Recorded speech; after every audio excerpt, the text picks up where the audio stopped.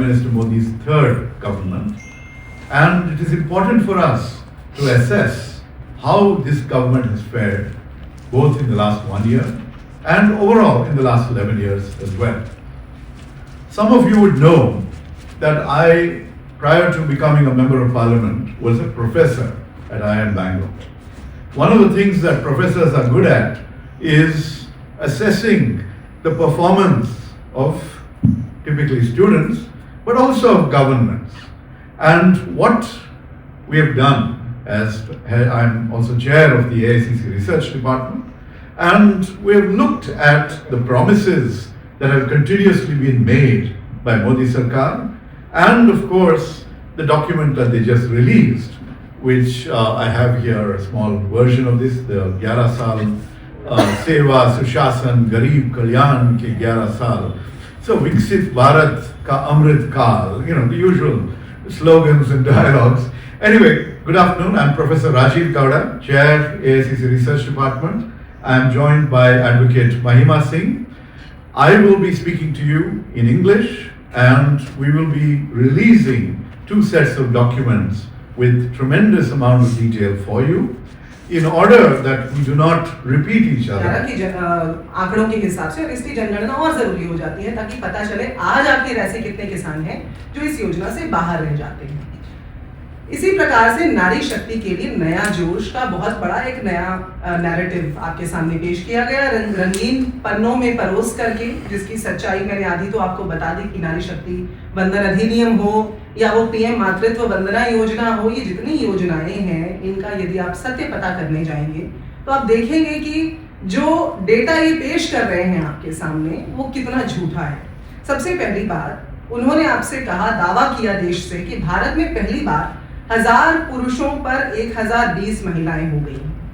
जो sex ratio है उसको उन्होंने बढ़ा चढ़ाकर पेश करते हुए कहा कि 1000 पर 1020 महिलाएं हो गई। अब जनगणना तो हुई नहीं, एक सर्वे कराया गया। उस सर्वे के अंदर जो मेथोडोलॉजी रखी गई वो कुछ इस प्रकार से रखी गई कि उसमें जो सवाल पूछे गए, जिस तरह से पूछे गए, मसलन आपसे आपके घर आकर पूछा गया कि पिछली रात आपके घर में कितने पुरुष और महिलाएं थीं।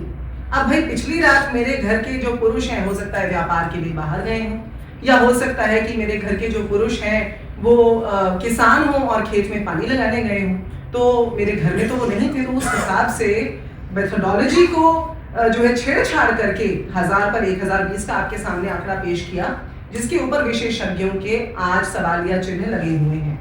और इसी के साथ साथ गौर करने वाली बात ये भी है कि जो एनसीआरबी के आंकड़ों के अनुसार महिलाओं के ऊपर अपराध है, महिलाओं के खिलाफ अपराध है, उसके आंकड़े दोगुने हो गए हैं। अब भाजपा के सर्वे का डाटा जो है उसकी तो हमें क्रेडेंशियल्स, उसकी क्रेडिबिलिटी नहीं पता, लेकिन हमें ये जरूर पता है कि एनसीआरबी जो है वो डेटा हमारे सामने लेकर आता है, वो अपराध के ऊपर एक रिकॉर्ड रखता है। उसको देखते हुए ये माना जा सकता है कि 2012 में जो लगभग 2.5 लाख मामले दर्ज हुआ करते थे महिलाओं पर अपराध के, वो 2022-23 में बढ़कर के लगभग 4.5 लाख हो चुके हैं। ये बहुत चिंता का विषय है और इसके ऊपर मोदी सरकार को जरूर उत्तर देना चाहिए, क्योंकि सत्य ये है।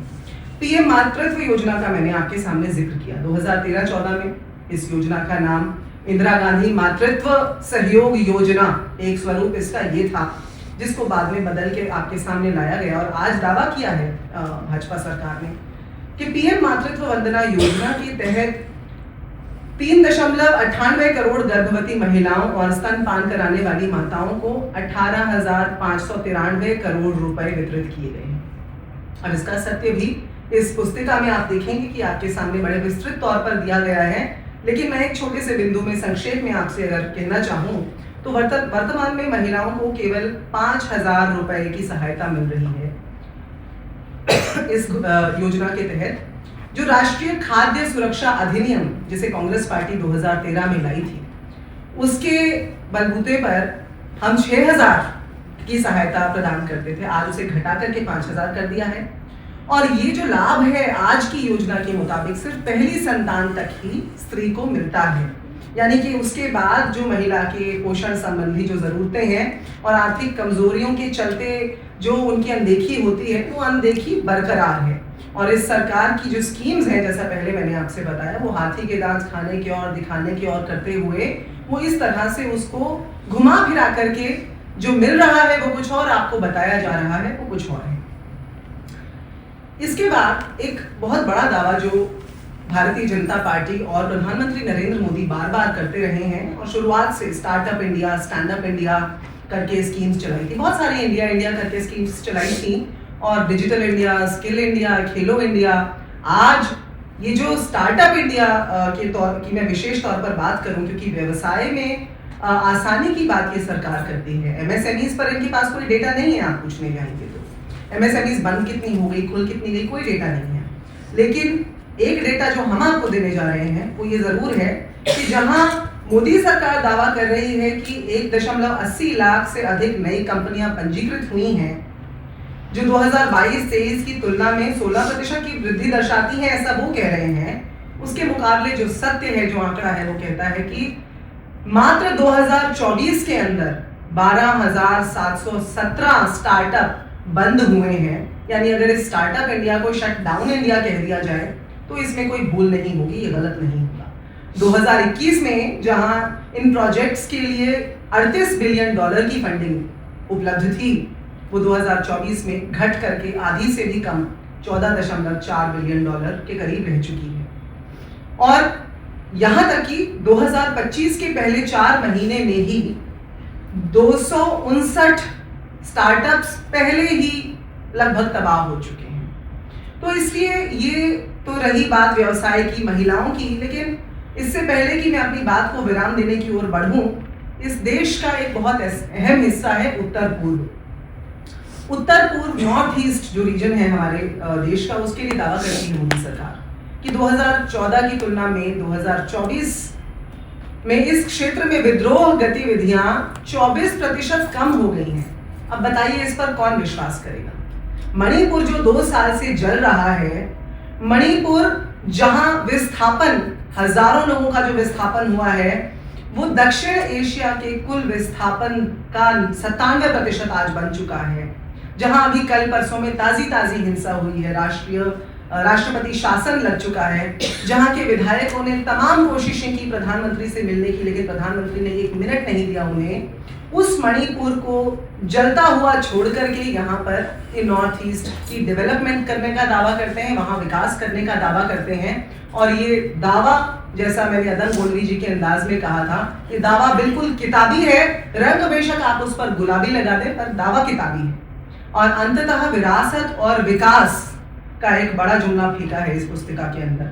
उसमें से भी मैंने जो एक बिंदु उठाना उचित समझा, क्योंकि इस समय सबसे ज्यादा चर्चा में जो विषय है वक्फ संशोधन अधिनियम 2025 का, उस पर दावा करती है मोदी सरकार की संपत्तियों की पारदर्शिता, जवाबदेही और प्रशासन को केंद्रीकृत डिजिटलीकरण और एक मजबूत ऑनलाइन पोर्टल के माध्यम से बढ़ाता है उनका ये संशोधन, वो ऐसा कह रहे हैं। अब जहां हमारे प्रधानमंत्री अपने चुनावी भाषणों में मुगल मंगलसूत्र, ज्यादा औलादों वाले लोग, इस तरह की बातें इस्तेमाल करते हैं, वहां उनकी इस बात पर कौन विश्वास करेगा भला? और इसमें और तमाम जो तथ्य हैं, वक्फ का यूजर के ऊपर सवाल था, क्यों वक्फ के अंदर जो है दूसरे धर्मों के लोगों को लाने की बात हो रही है, जब दूसरे धर्मों के बोर्ड्स के अंदर जो है हम इस्लाम के लोगों को शामिल नहीं करते। तो ऐसे में बहुत सारे प्रश्न जो खड़े थे, आज सर्वोच्च न्यायालय ने इस पर अपना जजमेंट रिजर्व किया हुआ है। इस पर बहुत ज्यादा न जाते हुए उनके दावे का खंडन जरूर हम कर देना चाहते हैं। और इससे पहले कि मैं अपनी बात को विराम देके आप लोगों के लिए प्रश्नोत्तरी के लिए आमंत्रित करूं, मैं बस इतना कहना चाहती हूं कि ये जो लिखा है सेवा, सुशासन, गरीब कल्याण, ये तीनों जो बातें हैं, ये तीनों बातें वो व्यक्ति जो अपना सीना ठोक करके संसद में कहता हो एक अकेला सब पे भारी, वो व्यक्ति जिनकी देख रेख के अंदर 18 महीने में 4 बार आतंकवादियों ने हमला कर दिया हो और वो आतंकवादी आज भी खुले घूम रहे हो, वो व्यक्ति जो अमेरिका में बैठे हुए थे और उनकी देखरेख में वहां पर बैठे हुए वो राष्ट्रपति के साथ बात कर रहे हैं, और यहाँ अमेरिकी सेना के विमान पर विमान उतर रहे हैं और 600 से ज्यादा भारतीयों को वहां से यहाँ पर वापस अपमानित करके, बेड़ियां बांध करके, गौ मांस खिला करके, बीफ खिला करके उनको हमारे देश में अपमानित करके उतारा गया। एक ऐसे व्यक्ति जो गरीब के कल्याण की बात तो कर रहे हैं, मगर जब नमस्ते ट्रंप किया तो गुजरात में ऊंची सी दीवार बना दी गरीब इलाकों के पास में। जब G20 किया तो दिल्ली में हरे पर्दे लगा दिए उन इलाकों में जहां पर गरीबों का इलाका है। ये सेवा की बात कर रहे हैं, ना इनमें समर्पण का भाव है, ना इनमें लोगों से संवाद करने की इच्छा शक्ति है। ये सुशासन की बात कर रहे हैं जिसके लिए समभाव और शिष्टाचार आवश्यक है। तो इसलिए एक अकेला सब पे भारी के ये जो 11 वर्ष हैं, जिन्होंने पिछले वर्ष यू टर्न लेकर के सर्वसम्मति में नया पैकेज करके हम सबके सामने पेश करने की जो है एक असफल कोशिश की मैं कहूंगी, क्योंकि देश का विश्वास उठता जा रहा है, उनसे हम अंततः ये जरूर कहना चाहेंगे कि आज भी भारत की 140 करोड़ जनता यही विश्वास करती है कि सत्यमेव जयते और डरो मत। जय हिंद।